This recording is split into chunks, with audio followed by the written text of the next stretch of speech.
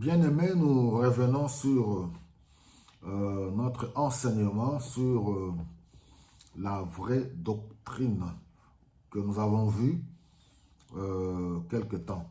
L'importance d'avoir euh, une bonne doctrine dans l'exercice du ministère. Nous voyons ici dans Tite, au chapitre 1er, Paul laisse Tite en Crète pour organiser l'Église, pour établir les anciens, et il lui donne quelques conseils.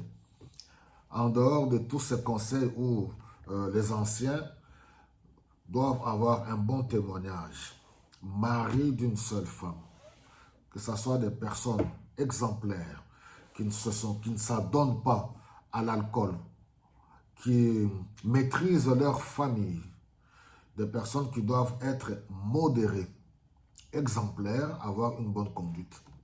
Et voilà, au verset 9, au verset 8, il dit, il doit être hospitalier, c'est-à-dire l'ancien, il doit être hospitalier et aimer ce qui est bien. Il faut qu'il soit raisonnable, juste, saint et maître de lui, c'est-à-dire quelqu'un qui a de la maîtrise de soi. Alors, au verset 9, il dit, excusez-moi, il doit être fermement attaché au message digne de foi. Ça, c'est l'une des choses la plus importante. Il doit être attaché, il doit être fermement attaché au message digne de foi, conforme à la doctrine reçue. Ainsi, il sera capable d'encourager les autres par le véritable enseignement. Par le véritable enseignement. On a vu la fois passée que ces deux mots s'apparentent. Doctrine, c'est toutes les vérités que nous trouvons, les vérités révélées dans les Saintes Écritures. Enseignement, oui, c'est la parole. C'est ce que nous recevons du Seigneur. C'est ce que nous recevons comme doctrine et ainsi de suite. Ces deux mots apparentés ne doivent pas être dissociés. Une bonne doctrine, un bon enseignement. Car c'est de là que nous tirons les vérités que Dieu nous a révélées. Et je vous ai dit la fois passée, beaucoup de problèmes que nous avons, beaucoup d'erreurs, et beaucoup sont dans l'égarement, bien qu'ils citent le nom de Jésus-Christ, bien qu'ils ont l'étiquette de la chrétienté, mais quand on a une mauvaise doctrine, cela influence notre foi au quotidien.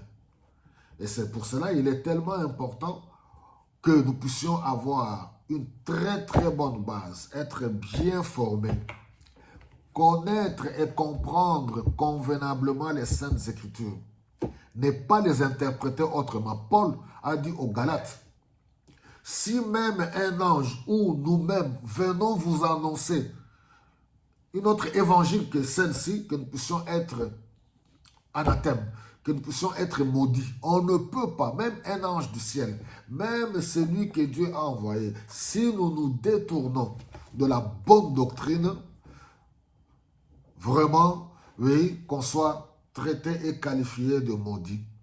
Parce que les enseignements que nous donnons ont pour fondement Jésus-Christ, qui est la pierre angulaire. Quand on parle des prophètes, les prophètes eux-mêmes ont parlé de Jésus-Christ. Quand on parle des apôtres, les apôtres ont leur enseignement fondé sur Jésus-Christ. Nous ne venons pas enseigner les gens sur nos coutumes, nous les gardons, nos bonnes coutumes. Nous ne venons pas enseigner les gens des rites, des traditions, comme si c'est à partir des rites, des traditions, des coutumes que les gens pourront recevoir le salut. Voilà, c'est tellement important que nous puissions prendre en considération ce message. Un vrai homme de Dieu, un vrai serviteur de Dieu doit être formé correctement, oui, pour transmettre, pour être capable. C'est ce qu'il dit ici à Timothée. C'est ainsi que tu seras capable d'encourager les autres par le véritable enseignement et il pourra démontrer, il parle par rapport aux anciens, et il pourra démontrer leur erreur à ceux qui le contredisent. Nous sommes dans un monde de contradicteurs, des philosophes, des savants, les gens qui interprètent cette même Bible à leur manière. Ils ne croient pas en Jésus-Christ, mais ils veulent interpréter la Bible à leur manière. pour détourner ceux qui ont cru en Jésus-Christ et leur détourner de leur foi. Et c'est pour cela, j'encourage tous les enfants de Dieu, attachez-vous à la parole. Priez, demandez le Saint-Esprit. Ayez, oui, autour de vous, des bonnes personnes qui peuvent vous expliquer la parole de Dieu pour la comprendre, croire en dépit des tiraillements, en dépit de ce que le monde est en train de vivre, enfants de Dieu, aimez la parole de Dieu. Que le Seigneur vous bénisse abondamment.